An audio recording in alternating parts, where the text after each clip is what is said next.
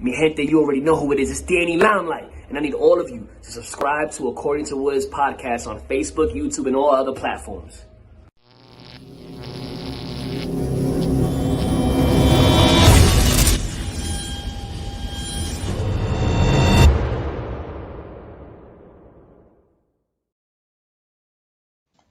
What's good, party people? This is According to Woods, and I have the honor and privilege of talking to a professional wrestler, a fashionista.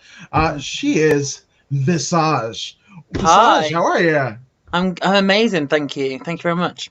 How are you? Mike, slightly less dressed. My goodness, you came to stun. I mean, it's almost like that, the song, The Set Phasers to Stun. You absolutely did it. My goodness, right on. And the glasses. You gotta explain the glasses. That's I don't think I've ever seen those. Oh well, they seem to be everywhere in the UK at the moment. So I thought, why not get on there? Why not jump on that trend? Yeah. I love it. It kind of matches the background here. I don't know. And this is an impromptu background because for whatever reason, all of my tech is wonderful, right? Where when you need it to work, it absolutely doesn't work. And when you don't want it to work, it just comes on and probably listens to your conversations, man. So this is like the de facto studio. But it matches your glasses. My goodness. It does. So, it's worked out better for us in the end. Absolutely. But speaking of better and beginnings and what have you, how did you find pro wrestling? So I actually found pro wrestling through my cousins. I didn't know pro wrestling was a real thing for a little while. They used to play the PlayStation games, PlayStation 1. I think it was literally I don't know, just like SmackDown or something. And they used to play that all the time. And I used to watch them, but I never really thought it was like an actual real thing. I just thought it was a game. And then I stumbled into their room one day and they were watching this fake thing that I'd seen on a PlayStation. And I fell in love. That's brilliant. And it's funny because you're like, didn't know if it's a thing and whatever, because it could have just been a video game, but we're on like the weekend of the opening of the new Mortal Kombat movie. So again, video games becoming real life things. We're here. Well, exactly. I think that's how I kind of found the same with like Power Rangers. I was a massive fan of Power Rangers when I was growing up, like the Mighty Morphin, the originals. But again, that was through my cousin playing the games. Like, I didn't really watch much like TV when I was younger, so it was more kicked out the house and go and play. So yeah, when we did watch them, and then I found out that it was like a TV show. I went back and watched. No, 100%. Wait, I gotta ask, who is your favorite Power Ranger? It's Kimberly. It has to be Pink all the way. Yeah, and it's funny because when you look back at it, I guess it was like maybe a little bit stereotypical, right? We had Kimberly was pink, right? The red guy in Jason. You had the Black Ranger who is actually black, and then the Yellow Ranger, which is Asian. So things that don't lend itself to political correctness. Yeah, it's probably not aged well. But in the very early 90s when I was little, I didn't think of it as much like that. But yes, looking back, it's probably not the most politically correct of television shows. I know. It's weird, but there have been worse ones. I don't know. For what it did, right? There was a lot of people that maybe joined a martial arts school and were bullied glass and found themselves in a way that other traditional sports might have not found them. So, there are people that are, wrestlers, people of color that are wrestlers that got into Hulk Hogan. Again, that doesn't age well. No, exactly. Well, that's the thing. Like when I was younger, I did archery as a sport, and I always told everyone it was like Legolas or Robin Hood that got me into it, but it was absolutely Kimberly from the Power Rangers. She had a bow and arrow. She had a bow, and I remember having that toy when I was like, I don't know, 6. Yeah, big dreams. So that's why I went into it. But to all the boys on the playground, I was like, oh, it's Robin Hood, it's Legolas. It's not. It's the Pink Ranger. Right. No, I love it. I love it. And again, when you think about Kimberly in terms of archetype, she was kind of like the ditzy cheerleader bimbo. But I mean, the actress that played her, Amy Jo Johnson, as well as there was more than meets the eye to Kimberly. And Amy Jo Johnson is actually an accomplished singer and what have you. So it's just like, again, more than meets the eye. Exactly. Which hopefully is something I can bring to wrestling. Absolutely. So I guess, after discovering it was a real thing and not a video game, and you kind of jumped in, like, who are some of your favorite wrestlers? Who spoke to you? My favorite of all time, and I've got her tattooed on my body. It's Lita. She was the first match that I ever watched properly. Once I found out, oh my God, this is a real thing, and watched some of like the tapes that my cousins had. The first match that I watched was S.A. Rios versus Gilbert. And I didn't care about the men. I did not care. All I cared about was this like red-headed, like fiery woman in a red bodysuit doing a moonsault. And I was like, she's so cool. Yeah, and then I just watched religiously because of her. And that's all I cared about. I think when I was younger, I did not care about any of the male wrestlers until Lita got with Matt and Jeff. And then I loved tag team wrestling. So she has been the through line of my love for professional wrestling. That's a good jumping off point. Because Lita, anybody who's like a hardcore traditionalist, and it's a weird one, hardcore traditionalist, because there's kind of concessions made in terms of what is, what is traditional and what isn't, right? But the fact of the matter is, like, you want, like, when she was in ECW, her work was amazing, right? And then, into WWF and S.A. Rios, when a time where they weren't, like, allowing a lot of Hispanic, characters, here's that. And she was kind of different because you didn't know if she was American, British. Like, she barely talked, not until she joined with Team Extreme, Matt and Jeff. Did you know? So, like, there was a lot of question marks. And when you have that, right, when you just don't know, you want the audience to want more and inquiry a little bit more. That's always awesome. That's when pro wrestling is magical. Exactly. I think she was just the most intriguing character on there for me personally. I just thought, like, again, with S.A. Rios, she didn't really speak very much. She just did these really cool moves. And I think how old was I probably at this age? Like 8. That's all I cared about. Seeing someone do a moonsault was freaking cool, especially when it was a girl. And then, when she went a little bit more Team Extreme edgy and she was wearing the whale tail thong and the big baggy pants and the t-shirt, that was kind of the aesthetic, and like that cool, like, tomboy kind of character was so intriguing. I think Lita, and I think this is the same for any Lita fan, and I think you know this once you're part of that community and you speak and whatever. She just represented a lot of people that didn't exactly feel in place with where they were supposed to be. So I just think she was a really cool role model to look up to, because she dressed differently to every single person in that division at the time. She did things that the women didn't do at the time, and she didn't care what people thought, or at least, maybe she did. I don't know, don't know her as a real person properly, but as a character, she never seemed to, like, care what anyone else thought of her, and that's so cool and liberating as a 9-year-old watching. Absolutely. And there's a lot of stuff to unpack, but do you have a favorite Lita memory or moment? Ooh. Do you know what I always loved? And it's probably not one that... There's so many iconic... I always loved the iconic run to the ring at WrestleMania 18. I think it is the TLC. Yes.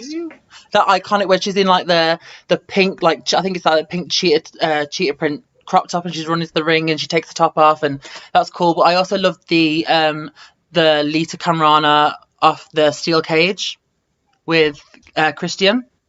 Mm-hmm. Yeah, she climbed up that. It's those kind of moments. I just remember, like, it's like the cool moments that you didn't really get to see many women do. And I mean, even now with how far women's wrestling's come, you still don't get to see that, like, interaction with a lot of the guys as well. Like, you don't see many women now. Well, I mean, you probably do, but it probably has not less impact, but you see it more often. So back in the early 2000s, when a woman is hurricane ranaing a guy off a ladder from a steel cage, it's a pretty cool image that sticks out.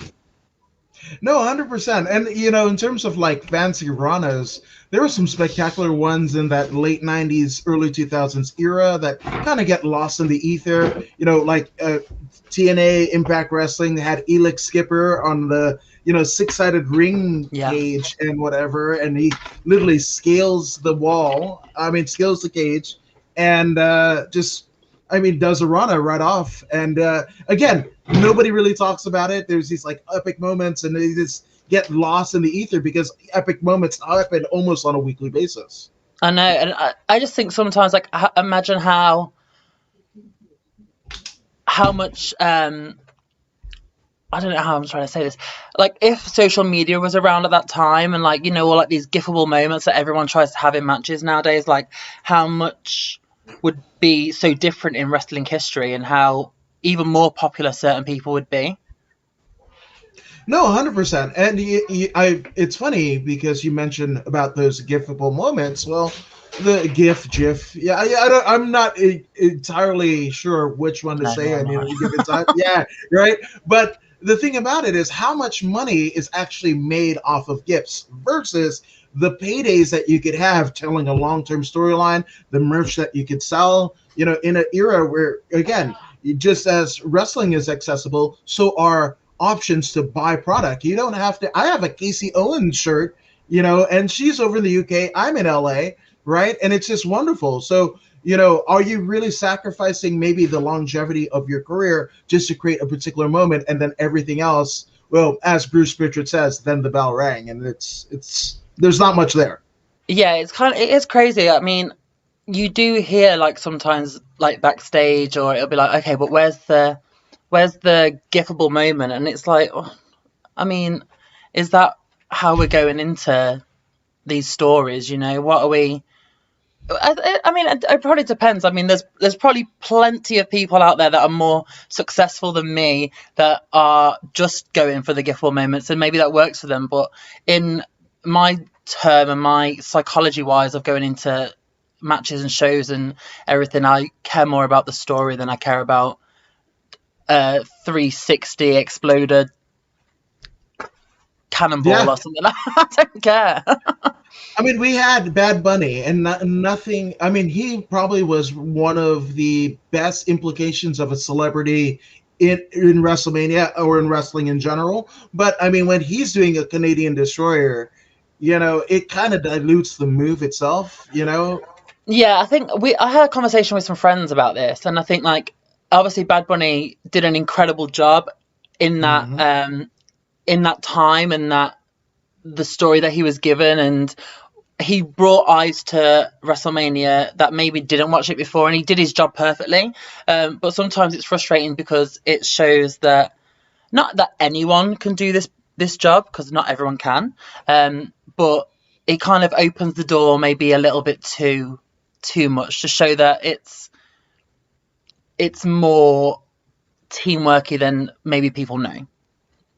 No, 100%. And, when you look back, in years gone by, finishes were, sleeper holds, right? And finishers were, half Nelsons and what have you. And theoretically, when we look at mainstream MMA, Bellator, UFC, well, a sleeper hold is a rear naked choke. If that can end in a legit fight, then you shouldn't have 8 sleeper holds or... like it's weird to me. I don't know. No, it is weird. And I think it just depends on also, not just the wrestler.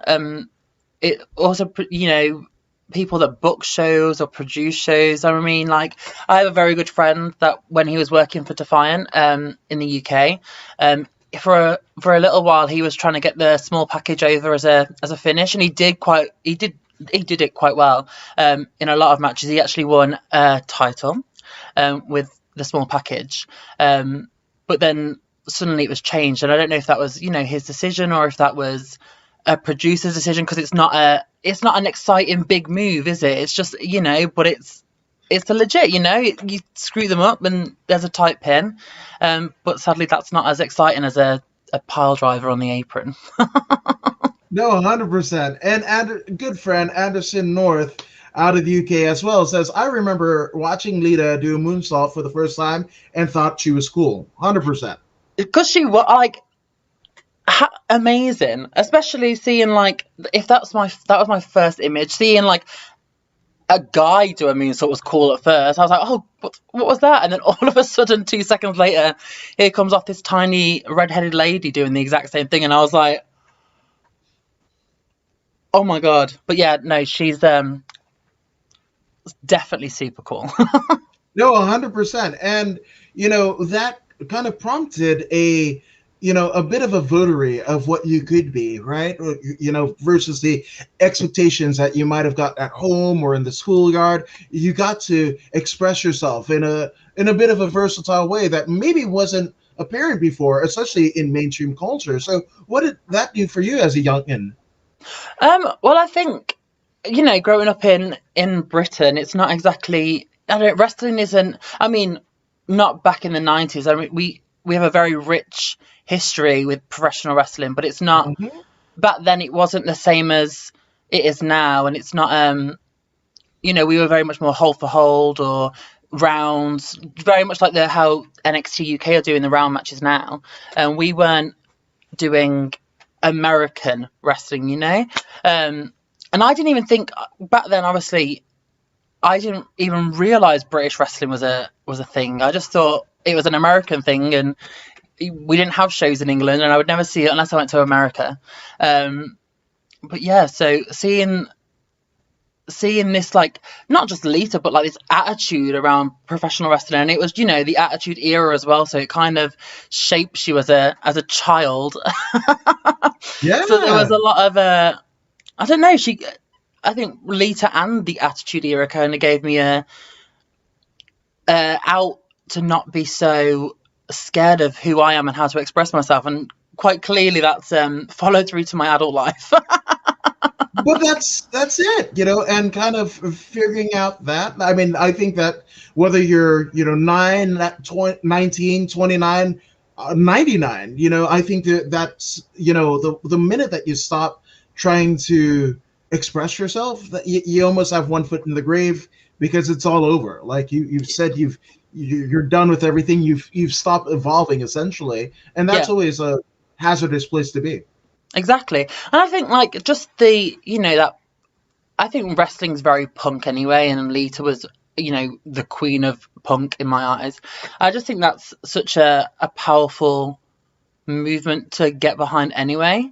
I mean, especially, again, in a small little conservative town in the UK where I grew up, like, being punk or emo or skater wasn't exactly like the cool thing to do.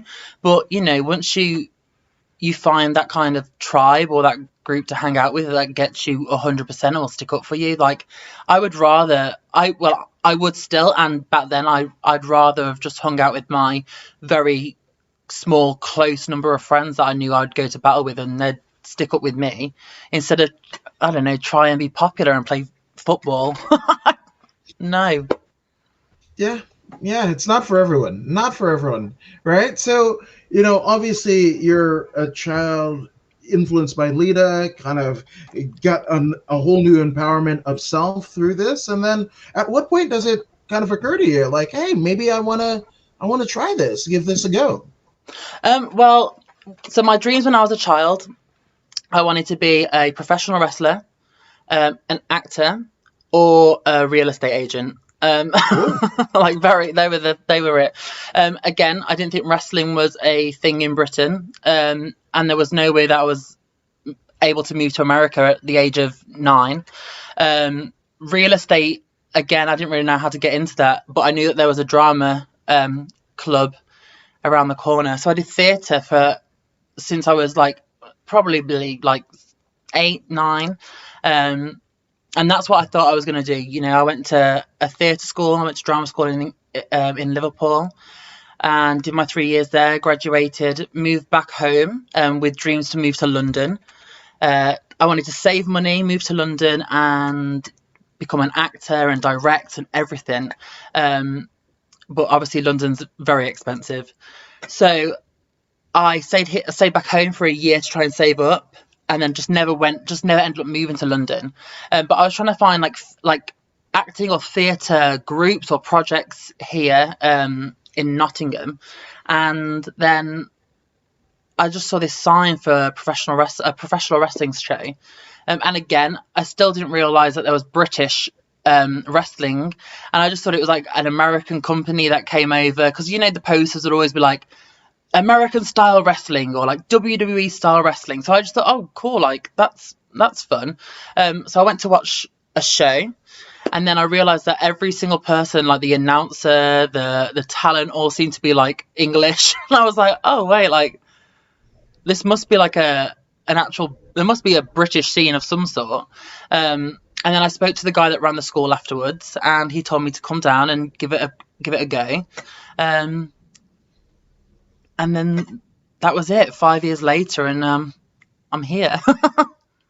And it's funny because, you know, you kind of almost like resisted the whole, you know, playing football and all that jazz and what have you, go into drama. And then now you're getting the physicality of wrestling that kind of combines the two worlds, the athleticism as well as the dramatics with it. Well, yeah, I think that was the theatre ended up really helping the transition into wrestling, like, because, you know, once you know how to act or dance or remember, you know, lines or choreography, or, you know, how to build a character from the ground up, you've already got that saved. That's the back burner. That's the stuff that I know's gonna keep me going. So it was just more learning how to, you know, learn psychology or how to throw myself around and bump and learn the wrestling side of it, which it didn't come easy to me by any means, but I feel like the theatre really helped me because I was already physical in a theatre sense anyway. So it was just learning like, oh, instead of learning lines, it's learning how to take a suplex. So once you've got that down, a character can really drive you far within the industry. So, you know, it's been a blessing. No, 100%. And it's funny because a lot of people in some kind of circles, I like to call it the pop culture lexicon, right? Everything is cool until it isn't cool and whatever thing. You know, it's that almost TMZ kind of Gawker type, you know, relationship with things, right? Yeah. But you have your stalwarts, right? But there's you know, they utter the dreaded F word, and the fake and what have you. But I mean, even to run the ropes, if you don't do it right, we saw it with Enzo Amore in the WWE, and he was signed to, I mean, he was on, you know, mainstream WWE TV, and it damn near killed him, like guillotine. His head almost came off, right? A bump is not easy to do in any stretch of the imagination. So what was that like first time like? Oh, my very first time, I think I was living some kind of like ecstasy fantasy because I didn't feel anything the very, very first time. But I will say the next morning I did. You know, like it was one of those like, I think the very first class, and I think you could probably get this from every single wrestler that you talk to, the very, very first class, because you don't bump very often in your very first class. Maybe you'll bump on a crash mat, but you will run the ropes and you'll do like a lot of physical sequences. But the excitement of being in a ring, running ropes, like all these like dreams that you've had since you were little, I think that kind of like numbs out the pain. And and you feel amazing. You're like, oh my God, I want to do that every single day. And then you wake up the next morning, or as I did, wake up the next morning and oh my God, I felt like I had been in a car crash. And then I was like, oh, because I had the next class booked in that same day. But I rang and I was like, yeah, I think I'm gonna have to push it back a few days. But I don't know, it hurts, nothing ever prepares your body to like land on wood and metal. It's not a bouncy castle. And especially, when you've been in there for like 15-20 minutes and you're getting, tired, those landings, those bumps can hurt, or it just takes one small thing to like bash your head or anything and it takes you out. So the next morning you kind of get your it's like anything, your body gets more callous once you do it for a while. So towards the end of 2019, when I was doing it for like 4 years at that point, my body felt fine. Like, it hurt, but it was nothing that I didn't always feel. So I'm very, very nervous now after 2020 being off. But that first weekend back, that Monday after the first weekend's going to be a write-off, I think. Oh man, I hurt for you, and you can even see it. Like, Chris Jericho talks about it in his book. After taking so many sabbaticals and everything, he actually ends up probably doing his body a little bit more duress because, just taking that first bump back is absolutely brutal. It's even worse than the first time. You're kind of seeing it a little bit with Christian Cage back in AEW, even at the Royal Rumble. There was just like he didn't bump much, No. I don't blame him though. I was like, when I started training back, because I'm very, very lucky. I have a wrestling ring, maybe like a 2-minute walk away from my house. My local school, which the one I've always trained at, it's 2 minutes away. So I have a key that I can go and train at.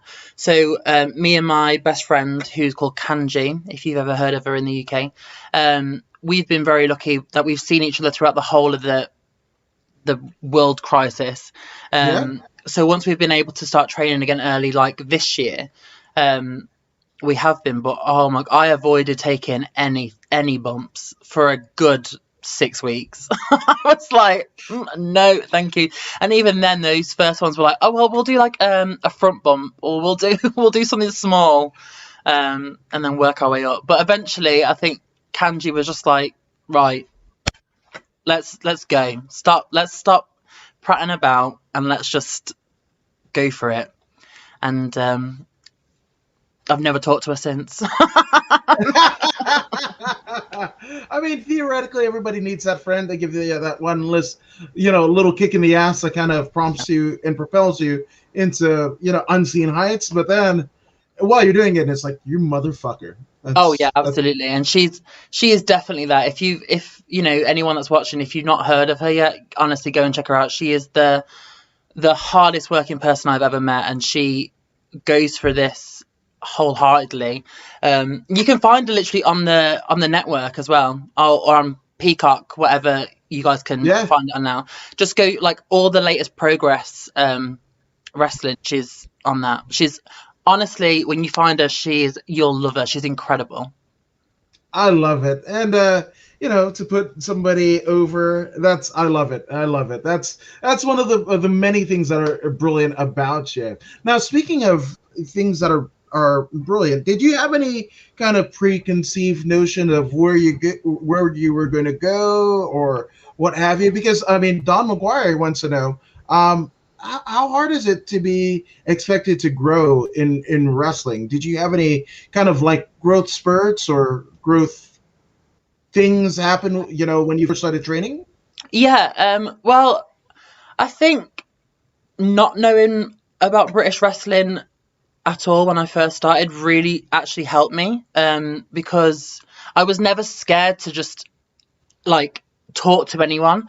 I think sometimes you can get that fear of being like, oh, that's this person who's really big on the British scene, or that's like Rampage Brown, like, I don't want to talk to them, I don't want to embarrass myself, but I didn't know anyone, so I was like, I don't care, like, I'll go and talk to this person, I'll go and talk to that person, I'm not scared of it. So that helped me, being able to just talk to anyone.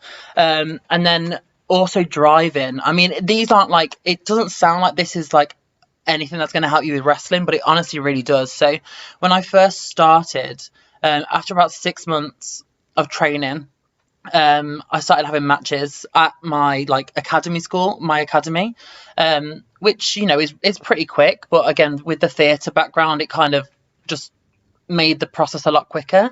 And then I would take any chance to drive anyone at the school. We've got some quite big names that came out of the school, like Joseph Connors, who works for WWE on NXT UK.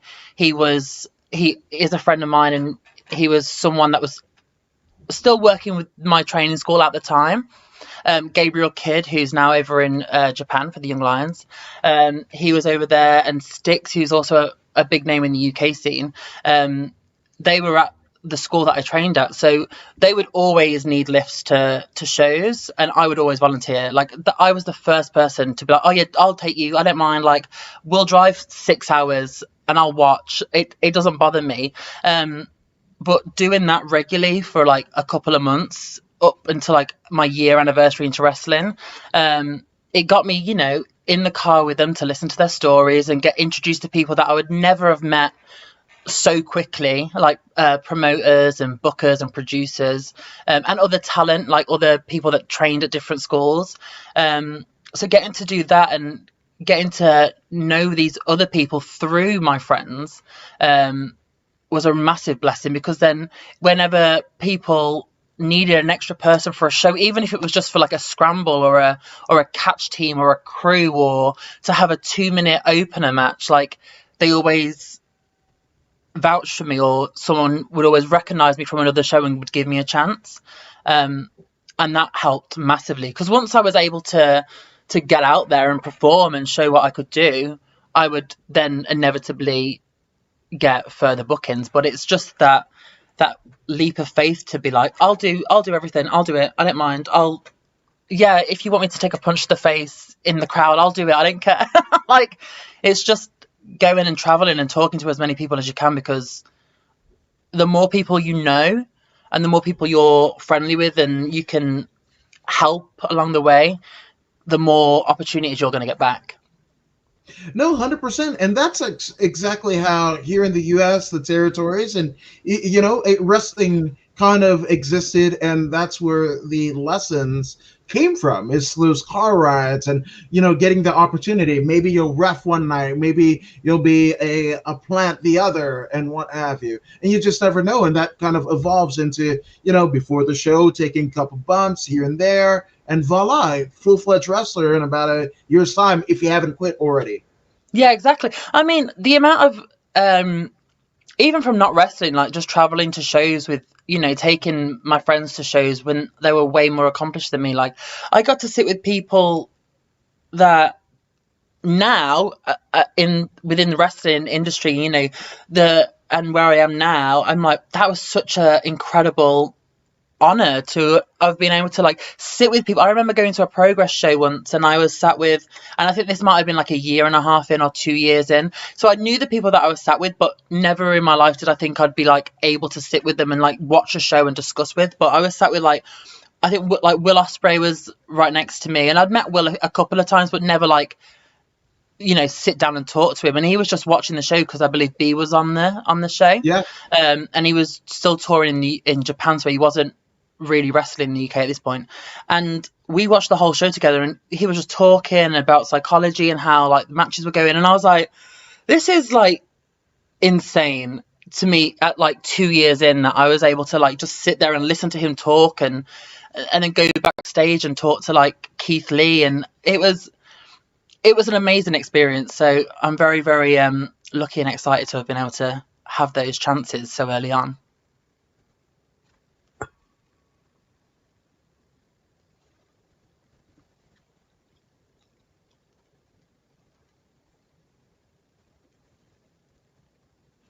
But yeah, I hope that's answered your question, Don.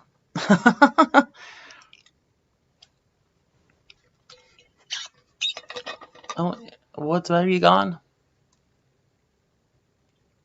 So, at what point do you have your first match? So my first match was at the training school. It was about 6 months in. So I was very, very, very lucky to be able to have a match that early on. And then on the independents, it was probably about 11 months in. So just before my 12-month anniversary. And they all seemed to come all at once. So I did 3 or 4 independent shows around the 11-month mark. And I remember my plan when I got into wrestling, I had a dream. Before I hit 12 months, I want to wrestle for this, and this company, which ended up happening. So yeah, probably I'd say 6 months for my training school and then 11 months for the independents. So very, very quick. Absolutely, but again, you were talking about Keith Lee, Will Ospreay, who's the king of the sky, kingpin in New Japan right now, the reigning, defending IWGP Heavyweight Champion. Those are pretty cool kind of inclinations of what was to come. And 11 months, I'm not surprised, especially the talent that you kind of innately have. You kind of have to, you still have that it factor. Oh, thank you very much. That's that's so nice to hear. But no, honestly, it was it's been a wild ride, and it's been incredible to meet these people. I think that's what I remember Joe always told me. He said, with acting or those kind of dream jobs, it's very rare that you get to meet your idol in acting. I'm never going to meet Angelina Jolie, but in wrestling, there's more opportunities for you to be able to meet those people that you look up to and idolize. And that's very, very true. The amount of people that I've been able to meet through professional wrestling that I looked up to and watched when I was a kid, or even now as an adult, has been incredible and insane. So yeah, I'm very, very lucky. Oh no, I can't hear you.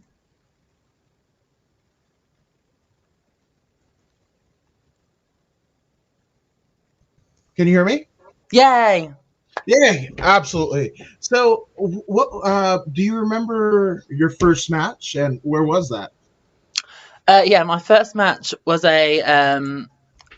it was a tag team match with my tag team partner at the time. His name was Nathan Nix, and we had a tag team called Absolutely Fabulous. It was supposed to be it was a model pretty boy kind of gimmick. So we had a tag team match in Nottingham for House of Pain Wrestling, which is our training school. Yeah, I think it was I think we had 8 minutes, and I think we went 4 because we rushed everything. But to me, those 4 minutes felt like 20. It felt amazing, and I invited all my my friends and my family and my partner's family, and they all came, and it was so much fun. But I will never ever forget those. The nerves, just the sick feeling in my stomach of trying to remember everything and make sure it all looked good, because when you say to your family and to your partner's family that, oh, I want to be a wrestler now, that's a lot for family members to take in. That's not to them maybe a reliable source of income or a real job, so you've got to prove to them every time that it is, and they've been my family especially have been incredible with it. But I think that still as someone's child, you want to prove to your parents always that you are making the right choices. No, 100%, 100%. Now, our friends over at Ghost Head Talk say hey. So, hey, Visage. Hey, Ghost Head Talk. Absolutely. And James Wheeler says Paige, Wade Barrett, Davey Boy Smith were pioneers of British wrestling. If they can do it, you can do it too, Visage. Absolutely. That is very, very true, James. I mean, especially Paige, when you look at her, she was really was the anti-diva around that time. So for her to move over to American WWE system at 18, 19, at such a young age, and then define a whole generation of women's wrestling. That's pretty impressive for a 19-year-old girl from Norwich, England, to do. No, absolutely. But I mean, if she's a knight. I mean, pre-Paige, she was Brittany Knight, you know? That So is that is very true. And if there's one thing you learn on the British scene is the Knights run this place. You know, they are as crazy as you can imagine, as crazy as the film shows them, but also probably the most caring and loving people as well. Like especially Julia. Like I've trained with the Knights once, but I've met Julia and Ricky and everyone on the scene, and Julia's always been very, very sweet to me and lovely, and she's always looked out for me. So yeah, the Knights, they are British wrestling through and through. absolutely. Now, obviously, you were brought up in the American style of pro wrestling, but as you started to kind of discover yourself through, and discover British wrestling as a whole, like, did you have any kind of favorites or maybe influences by? I love Johnny Saint. I can watch Johnny Saint and Billy Robinson matches all day. Finlay, same deal. Rollerball Rocco. But did you have any favorites from the British era from gone by? Not really. Just because when I started British wrestling, when I started, just not British wrestling, but wrestling in terms, the history of British wrestling that I was watching was more what was on the independents at that time. So like Martin Kirby was a massive influence of mine. Again, like Joseph Connors. I mean, yes, he's a friend, so maybe it's a bit biased, but he was a massive, and Gabriel Kidd as well. Like watching them like work and wrestle was incredible. Rampage Brown, I absolutely love watching. I think he's insane when you get to watch him live as well. But yeah, I mean, it's probably very bad of me to never really go back and watch all those British old school style matches. But I mean, you can't expect everyone to watch everything, so I've been very Absolutely. lucky to have seminars with some of the British legends, and you do learn a lot, but you think like these guys have got like 50, 60 years of experience, so they're going to be amazing. But yeah, most of my British influences were people that I've come up with, like not come up with, but I've been able to be on shows with at the time. So, but yeah, Martin Kirby, Joseph Connors, Gabe, and Rampage Brown were probably the biggest four that I'd watched when I first started. That's not a bad list. That's not a bad list at all. And again, to come as far as you've come, from not watching a whole lot of, old style all star wrestling and what have you, World of Sport wrestling, I think you've done fine. Yeah, I think so too. I also think at the time when I was coming in and training, I think that British style was very much more influenced by the American style of professional wrestling, especially indie style wrestling. So, although we are taught British wrestling in our schools, it wasn't a massive thing that you would see a lot of on the independents. It was more like, fast pace, kickouts at one, getting up, no selling, doing this, doing that, like how the independents probably were like a couple of years ago. So that was more the style that I was training towards, because that was kind of what was cool at the time. But then it wasn't until a couple of years in when I started training with Joe and Gabe properly, for a good year solid before they went on and did other things that they've had to, professionally do, that I really got to learn that proper old British style. And I think you're seeing it more again now, with the tournament matches in NXT UK, or you see it in Australian wrestling, like Charlie Evans, again, someone I'll shout out. Like, she moved over here a couple of years ago, has learned the British style, and with last year being as chaotic as it was, moved back home to Australia, and now she's, oh my god, killing it in Australia doing a British style. And I think Charlie Evans is probably one of the best like wrestlers I know of watched, and she's so good at that like British style of like hold for hold, that she's one of my favourites to watch in that style now. And to say that she's not British by being born here, she's absolutely British by the style of wrestling that she can do. I love it. Oh man, Charlie's on my one to watch. Like, if she doesn't get a contract, obviously, with COVID restrictions kind of getting a little bit more lax, and what have you, if she doesn't get signed to a major company in the next couple of years, you're like, what happened? What are they looking for? Yeah, I would be shocked. She's so good. Like, just listening to her talk about matches, and to watch her, and just to watch her live as well with a crowd, and just know that probably not a lot of it is planned, maybe like the end stretch or whatever. I don't know how she really works, but like, you can tell that she's one of those performers where she just feels it, and that's, although you would expect everyone to be like that. Not everyone is, and not everyone can be, but I definitely think she is the kind of performer that you can watch, and I don't think anything phases her, and I think that is such a incredible thing to watch in someone. But yeah, Charlie is absolutely one of my favourites to watch, and if she isn't signed by anyone, it doesn't matter who, then I'm shocked. I'd be shocked. Yeah, but then there's a lot of things about those the mainstream promotions that are just like, when somebody gets this NXT, I'm all like, just keep them in NXT, because once they go main roster or even in AEW, there's been some like kerfluffle of, they fuck shit up sometimes. I think it also depends. I mean, there's so many options nowadays with companies or whatever, or how big wrestling is nowadays with the independent circuit, that I don't think not all wrestlers want to be signed. Like, there are so many wrestlers that can make really, really good money and make a living off just doing the independents and working for themselves. And I think Charlie could be a very good influence of that. I think like Charlie could make an incredible living off, wrestling in Japan forever if she wanted to, or in the UK, or because she's built a name for herself in the last 5 years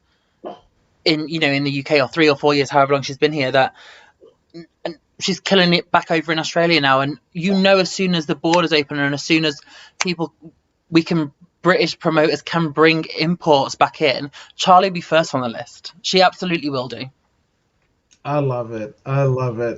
Now, one of the things that I find absolutely intriguing about you is your incredible fashion sense. I think, we've had wrestlers that have been, fashionable, but like not full-fledged fashionista. I think there's only two of you, at least in my optics. It's you and Ginny, right? And you guys are full-fledged fashionistas. We've had wrestlers that have been fashionable, but not full-fledged fashionistas. So, your kind of early upbringing, looking at Lita as somebody who you absolutely adored, to Visage. How do you come up with this persona? Well, I think, thank you for keeping me in the category of Ginny, because I think Ginny might just tip the scale there. She is the actual fashionista of professional wrestling. So I'm in good company. I just think the same with wrestling is the same with fashion. Like, you can express yourself and just be fun with it. Like, although it's scary to, like, you still get those nerves in the back of my throat when people ask me what I do, and I'm like, I'm a professional wrestler.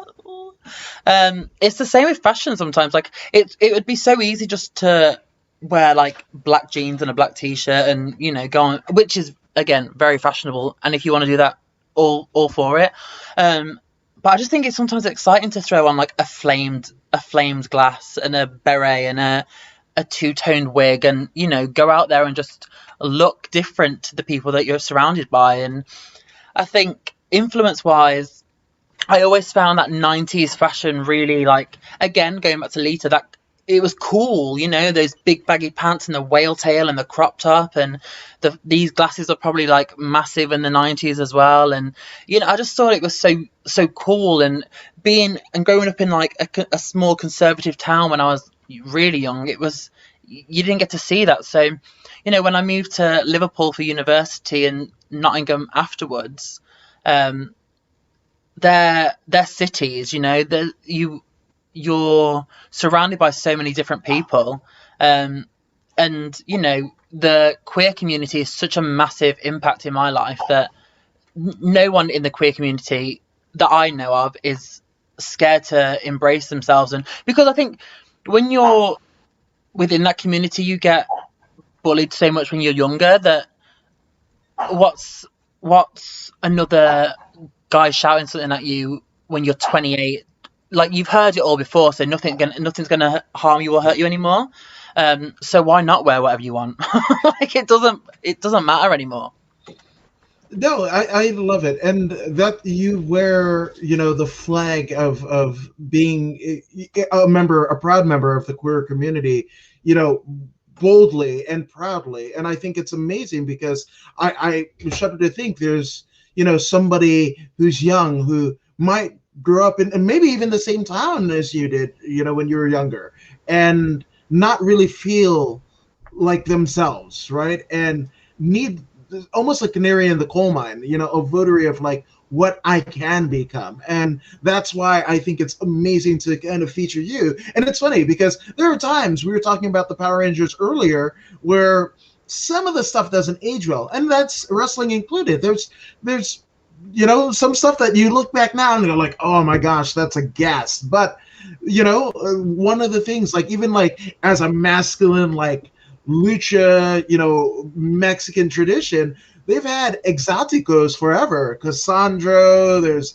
Pimpinella Escarlata, and they've done it big in Mexico. And I mean, like, full on what have you. And like these big guys or whatever, they're all into it. And again, I shudder to think there might be a youngin there that, might not feel comfortable in their own skin in many ways, and kind of feel a little bit emboldened. Yeah, absolutely. I mean, I think it's very exciting, like, nowadays, to have so many incredible representations of queer culture within British wrestling, or within wrestling in general. Like you mentioned, the Exoticos. I remember a couple of years ago, I was on a show with Angelico, who's, AEW, and he mentioned Exoticos to watch. And, we've had quite a few Exoticos come over to the UK, which have been incredible to see.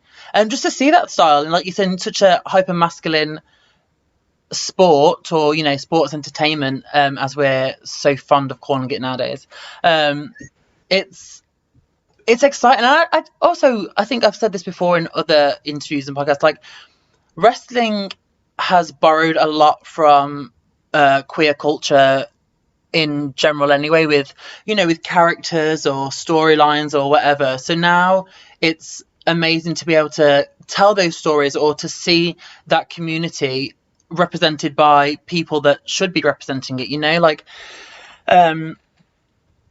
queer characters and queer storylines and queer characteristics should and can now be played by queer people. And that's really important to have for the younger youth, because, like, when I was growing up, I remember loving, like, Goldust, and I mean, I still love Goldust because of the work that he's done, and Dustin's amazing. But, like, if I'd known then, or if that character was now played by an openly queer person, I think that would make such more of an impact on a child's life that is within that community, So, I mean, I'm very, very lucky to have a platform that I do, so I will always use it and try to use it to make younger queer people feel more comfortable in professional wrestling.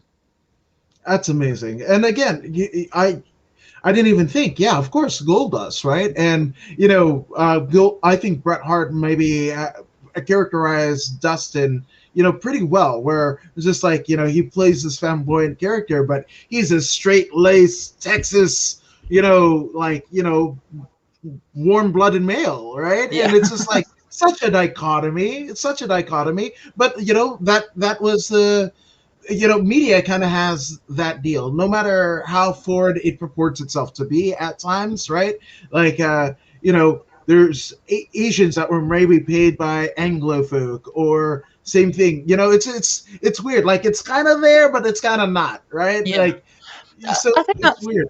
that's in all sources of media as well. If you look back in literally hundreds and hundreds of years ago, like men played women on stage because women weren't hired to be actors, so. And even nowadays, like, probably, I think it is getting better within bigger media, but like characters that are written in a certain way in books, or get whitewashed in television shows. So like, hopefully we're on the right path, and I think it takes more people of minorities or in communities that aren't looked at to step up, say something, and take those jobs for ourselves.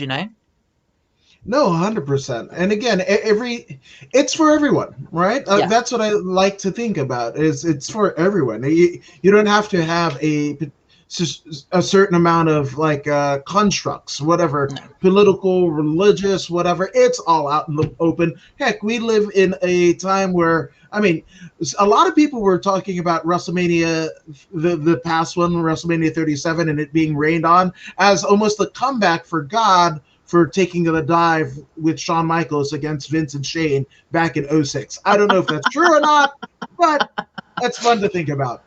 I didn't hear that. That's funny.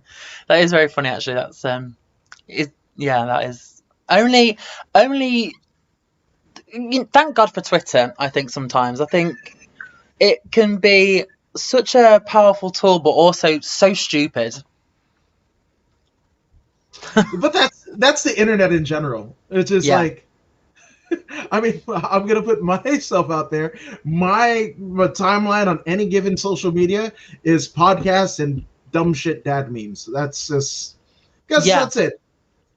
I think you need that, though. You need, like, I think you look at my social media, it's very like political, like it's either political driven stuff or, queer driven stuff. And then it's, Io Shirai putting a trash can over her head and jumping off a steel cage. Like, it's stupid, it's very, very stupid. So I think you need that. You can't have all, you need different shades of colour. You need to have like very dark stuff to bring light to other things. And then you need like some really stupid stuff so people actually listen to you as well. You can't go to a Twitter account and it all be doom and gloom. You need to have a bit of fun to get people to pay interest. And no, 100%, 100%. And as things start to open up, is there anything that you're looking forward to in terms of your career? Obviously being back in front of a live crowd when it's safe to do so, that's one of them. But do you have any kind of like, years time goals, 2 years time goals? Yeah, I would love to travel more. I've been very lucky to wrestle all over the UK and occasionally in Europe, which has been amazing. But I would love to come to America and Canada and Japan and Asia and Australia. I'd love to just travel, because I think you learn more, not just about yourself, but about different styles. And I always, when I visit America on holiday, I'll always try and find a school to go and train at, just to keep training, so I'm not having like 2 or 3 weeks off it, but also just to like learn a different style. And also, I remember going to a school in Orlando, which I won't mention because I found out afterwards that the trainer wasn't the greatest person. But I went there under a recommendation of there's a school local to where you're staying, blah blah. And I learned a lot there. And but being a British person coming over, I had a lot of people being like, oh, I'd love to like learn some chain wrestling or British holds. So like, it's just sharing that knowledge. So if I could, travel more and learn more and teach more as well, it's exciting. So yeah, definitely, wrestling in front of a crowd is number one. That'd be amazing. Because taping stuff just is not the same. But also to travel and really experience that that wrestler lifestyle of seeing the world, but only seeing bingo halls and nightclubs. No, that's the life of a wrestler. My Yeah. goodness. Which, I mean, you're far, like way far, and I hope I'm absolutely right, and but I believe I am, but far from hanging it up, right? Hanging up the boots. But when you look at the trajectory of what your legacy can be, what will you want people to remember the most about your career? Um, I would love, and on a small scale, it's happened occasionally. Like I've had messages from other queer performers. I would love my story when everything's packed up and the the Spanx are gone and the wig's gone and everything. Um, I would love it to be that I made way for queer performers in wrestling to be able to perform. Like there wasn't when I was starting, there wasn't many. There was one or two on a bigger platform in the UK. But then that was it. There was one or two, and they were taking the whole spotlight. So you kind of have to like fight your way into being seen. And I just want to make it easier and make it that you don't think twice about someone's sexuality, whether they're a wrestler or not. And I think we were going to be very, very lucky to have our very first British full LGBT show last year for Pride in London. But that obviously didn't happen, so it's moving to next year.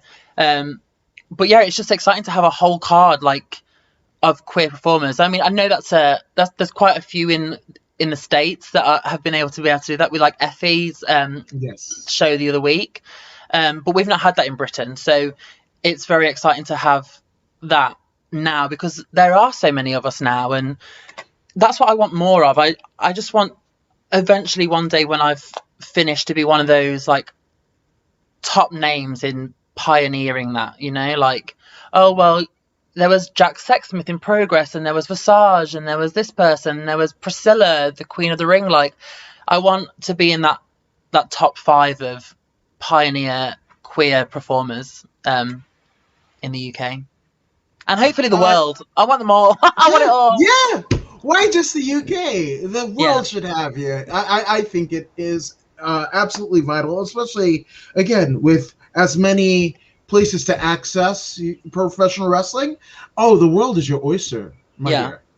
Absolutely. And I think like on a smaller level as well, or maybe not even a smaller level, I think probably a lot of people can attest to this, not just queer, but I think going to towns that are more conservative, or they don't have the best track record for being open to minorities, go into those towns and being seen, when I first come out the curtain, in some towns it's seen as like a joke act or a comedy act or something that they don't want to watch. But hopefully after those 8 to 10 minutes that I have with them, it changes their mind, and then I come back the next show and the reaction changes, and then a year down the line of wrestling at that promotion, I get the biggest babyface reaction there. That's kind of on a smaller level what I aim to do every time I go to a show, because there's plenty of places like in England that are more conservative or aren't as accepting, and I can safely say and happily say that those are the places that I enjoy going to more now, because it's been a challenge to win over that audience, and now I get a massive lovely reaction and time to talk to those people afterwards, and I think that's exciting, and also why I carry on wanting to do those kind of shows. I love it. I love it. And James Wheeler says, anybody can wrestle. Hashtag anybody can wrestle. And that's it. Wrestling, whether you're a fan, whether you're a wrestler, a promoter, what have you, again, it's for everyone. And because with everybody having some sort of inclusivity, guess what? It kind of like almost upends the next foray of what our culture can be. Yeah, exactly. I mean, like, yeah, absolutely anyone can wrestle. I've always said, I want everyone to give it a go, and I want anyone to wrestle. As long as you take it serious when you're in there, that's all that matters. You can either want to wrestle for a job like I want to do, and want it as the passion and love of my life, or you can do it as a weekend hobby. But as long as you respect it and you take it seriously, that's all that matters. Like, I don't care who you are, as long as when you train at a school or when you're in the ring or whatever, you give it everything you want and you don't make excuses. So yes, anyone can wrestle, but please take it serious. I agree. I agree. Now, one thing in the whole package that is Visage, I mean, hell, you are the queen of House of Visage, right? Yeah. So, do you have a favorite outfit that you've either worn in the ring, photo shoot? I'm kind of partial to the green one that I posted on the social medias for this, but what is your favorite one? My favorite one hasn't. Well, okay. There's like a sneak peek on the Instagram at the moment on the latest couple of posts, but it hasn't really been seen yet in person by an audience.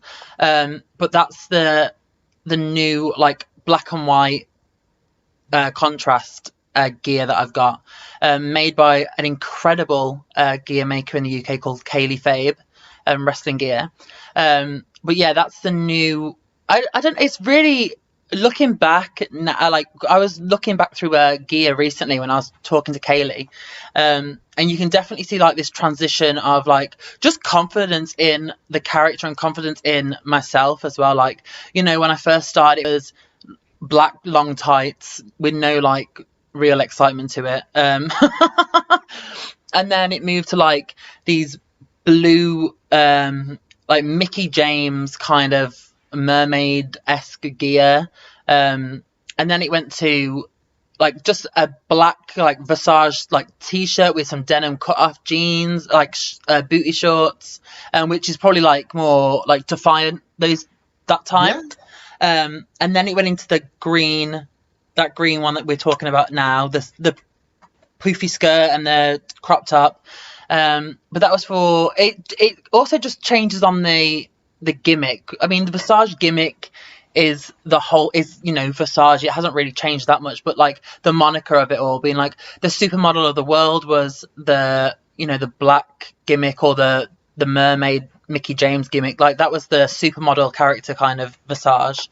Then there was the Queen of Queens, which was the black booty shorts, all that green, the green outfit. Which, a little backstory on that green outfit, it was based off. There's a musical. I think it's actually in the US as well now. It's on Broadway. It's called Six. It's based off the Six Wives of Henry VIII. And Anne Boleyn, that's her. It's literally a replica of that. But that gear is so hot and heavy. It's made out of it's made out of the same material that kick pads are made out of. Ooh. Yeah, so they're quite it's like a spongy kind of material to give it that kind of, so it doesn't lose its shape, because it's like a circle skirt, so it comes out like a triangle. So from my body it comes out, so it doesn't lose shape. But it's hot and it's heavy.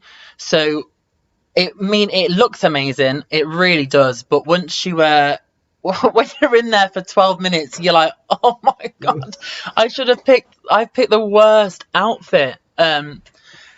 Add that on top with like makeup and wig and lashes. Like, it wasn't the most comfortable thing to wrestle in. And now heading into 2021, we've got the House of Visage, which is more, I don't know, more like definitely leaning into that more like 90s edgy punk rock kind of like spikes and metal and studs and just a bit cooler.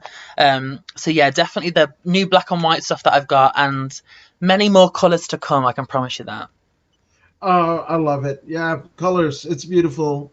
That's what we need. We need more colors. Well, exactly. I think it's also really hard in wrestling to find a color that you that no one's done. I mean, like like black and red has been done 1,000 times. blue, gold, but it's just trying to make it different. So, white and black. One of my favourite villains was Cruella de Vil growing up, so take a bit of an influence there. She's a fashionista too, so, I'm keeping good company. Yeah, absolutely. Which I gotta ask, right? If Visage could wrestle anybody, past or present, in any era, any arena, who would that person be? What era is it? And I guess what arena would it be? Well, the easy answer does seem to be Lita, and obviously that would be amazing. I really, really, it would be amazing. But just to challenge and switch it up a little bit, the other person that I loved growing up, loved watching when I was growing up, and this was probably more like 2005, 2006. So I'd been watching wrestling for a while at this point. And then once I watched him, I ended up going back on YouTube and watching a lot of the older stuff and fell in love even more. But was Ric Flair. I loved Ric. I mean, I still love Ric Flair. Whenever he comes out now, I'm still like there for him. But yeah, I would love to wrestle Ric Flair. I would have loved that. Like, probably like, Ric Flair from like the 80s when he was like really, really like prime. And he was that full blown like to be the man character, big robes, living the actual lifestyle. That Ric Flair versus the Visage of now, like, this very over the top drag fashionista character. I think I think just the story there would be such a wonderful element to play off. I just think that's two very similar characters in the sense of like, the irrational confidence that both characters have, and the flashiness, but also just how like completely different the characters would be. I think that would be incredible. Plus the step in the ring with Ric Flair in the 80s when he was in like full prime, like who would not want that opportunity? And now more today, me and Kanji always say, I think the person that you can tell loves wrestling the most in wrestling nowadays is Sasha Banks. Like, you can tell she loves it. Like, that woman has just... You can tell it matters and it means something to her. Just from, like, the simple ways that she'll find new ways into moves that we've seen before or into the bank statement. Like, just so simple. And that's, like... It might not seem much, like... that she's changed a new way into it, but you can tell like in her mind, or she's been thinking about it for a couple of like days to be like, well, how can I make it new or exciting or interesting, or if I just change this little thing it'll be different. Like, and who doesn't want to get in the ring with someone that can challenge you? Like, I think that's it's not boring, I wouldn't say, but it's like sometimes safe when you know that you're working with someone or on a show and you can be like, oh, well, we've wrestled a few times, so like they probably won't change very much and it'll probably be a very similar match that we've had beforehand, which is amazing, which is fine. It's not easy, but it's an easy experience, whatever, and you can go through the motions occasionally, especially when it's like show 5 on a 3-day weekend. It's sometimes it can be easier, but then it's always exciting to step in the ring with someone that you've wrestled 1,000 times and they just want to do something completely different, or have an amazing new idea that you've not tried before. So yeah, Lita is my like obvious one, childhood dream. Ric Flair is, because why wouldn't you want to? And then Sasha Banks, just for the simple fact that I think she's incredible, and her passion I feel would be so electric to work with her. I mean, just look at the Sasha and Bianca standoff at Mania. Just one, because it was such a historic moment with it being the first WrestleMania main event with 2 black women. Again, amazing. But I don't think you could have swapped out those 2 women for that kind of atmosphere, because you can just tell like it meant so much to them, and especially Sasha. Like, you can just she's so... I love her just because of her like her passion for it. No, I like it. That's a pretty good trio. I like it, and all of them Two are in the Hall of Fame, and one, when she decides to hang it up, will absolutely earn her place to be enshrined in such things. Oh, Mike, there's no question. Sasha Banks will definitely. She'll probably be in there twice. The one on her own standard, like.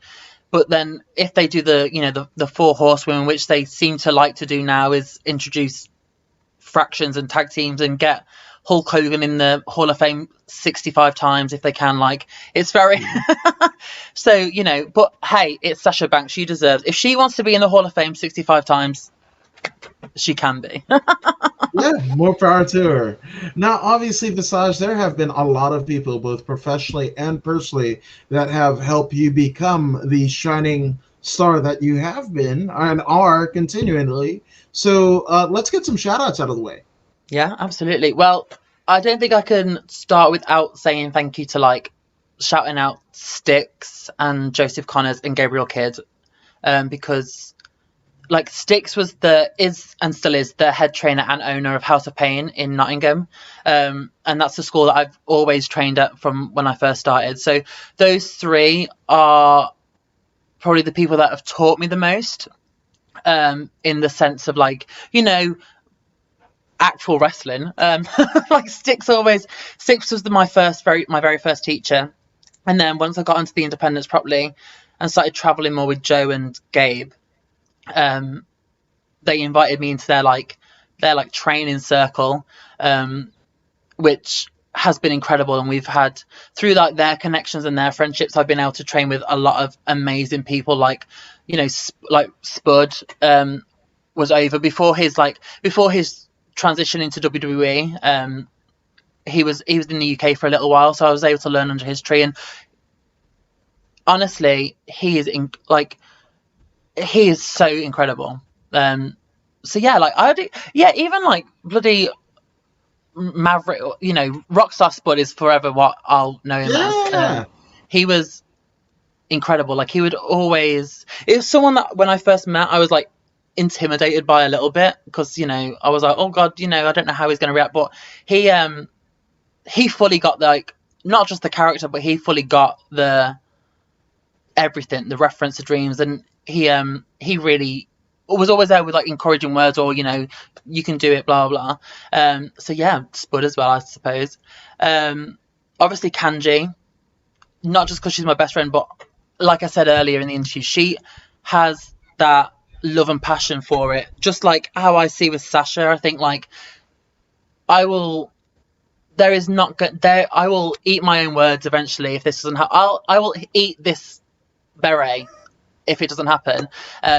But Kanji will be on a big stage soon enough. Like, the way she's going, there is absolutely no way that she won't be a big name in women's wrestling in like the next 5 years. Like, there is absolutely no way that she won't, because she is just so incredible to watch in the ring. Absolutely. I love it. There's oh my so many gosh. others, like there are like, it's hard to, when people do those like Hall of Fame ceremony speeches, like I don't know how they manage it, because there's so many people. Every single person that you step in the ring with, like, always has some kind of like knowledge to give you. Like, there's a guy in the UK, which I'm sure people know all over because he's amazing, Cara Noir. When I wrestled him, I think I've done like 3 times now. He's one of those people that story matters before anything else, which shouldn't sound weird, but when you're out there sometimes on the independents, that can kind of get lost a little bit, where it's more like people want to just know what you do, what moves you do, and all that stuff. But when I wrestled Cara, it was more, okay, what story do you want to tell? And that very first time I was like, which sounds so strange, because like when I was, getting interested in it, of course it was always about the stories. But I think once you start training, once you get onto the independents, those first couple of years, you're so worried about just making it look cool, or keeping up, or doing things that fans are going to find really exciting, or to make sure that the promoters will bring you back because you can do some really cool stuff. But then when I stepped in the ring with Cara, he reminded me that actually the most important thing was like the story, and from that's changed my perspective of like not changed it, it's brought back to what I started off with, like, oh my god, yeah, the story is way more important than the move, you know, like character's more important sometimes than being able to do stuff. Like that's why with Defiant, like you mentioned earlier, that's probably where you know most of my work from. Like the simplicity of like ripping a wig off at the beginning of a match, or in during a beatdown into a glorious comeback. Like that's such a simple idea, but that's what kind of got me over in Defiant more so. Like people always waited for the wig snatch more than the finish, you know, like they didn't care at the end of the day whether I was like winning or losing. The reaction always came from one, the entrance, and then two, the when's that wig coming off, and is there going to be another wig underneath it, or is it, you know, like it's the storytelling, it's the character, which, yeah, I'm very thankful to Karat for, you know, reminding me that. He probably doesn't even know that, like he probably never even thought about that when he said it, like, but it made such a lasting impact on me.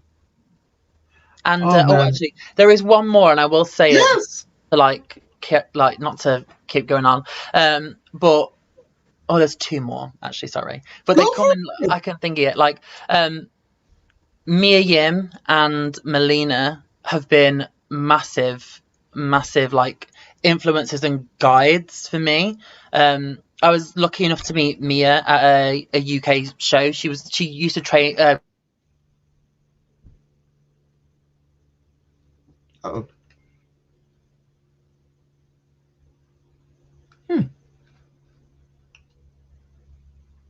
Here. Hey guys. Answers to any. Oh, there you go. Oh, sorry. Yeah. No, go for it.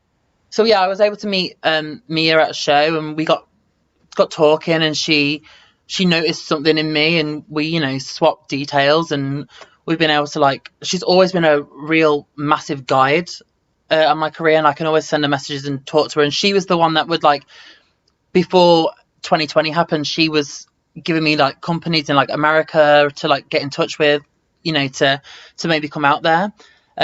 So yeah, she's incredible, and all the success that she's going to have in the future, even more so now, like, is very, very exciting.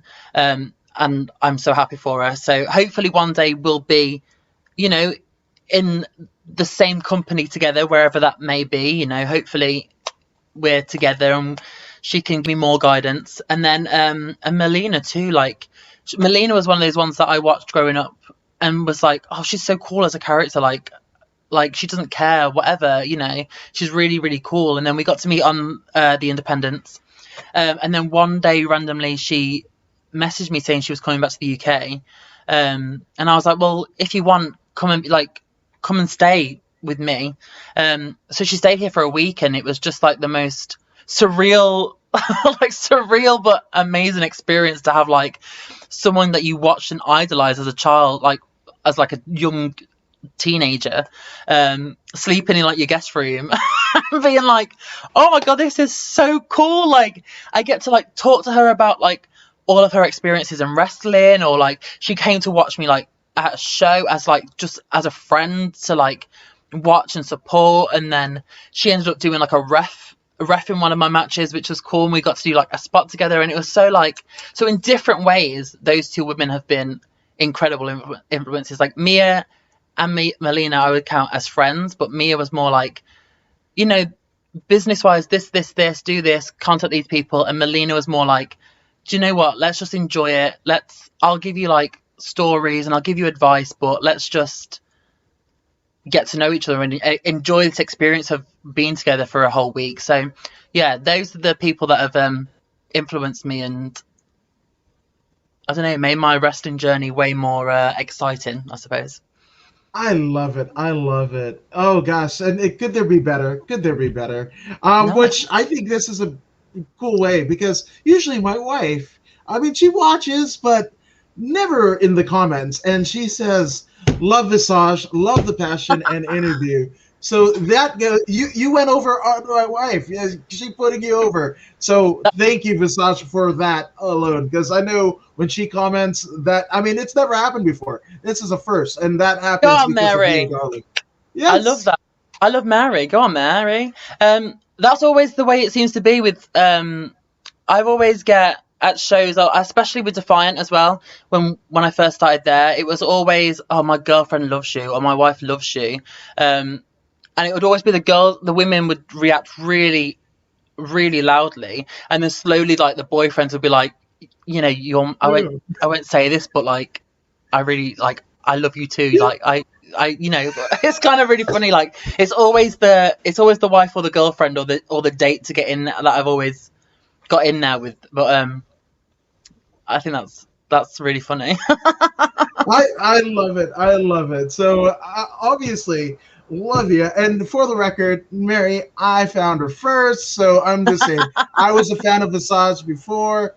Just saying. But again, everybody should be a fans of Visage. So for people to get more of what you're doing on the interwebs, where can they find you, darling, on social media?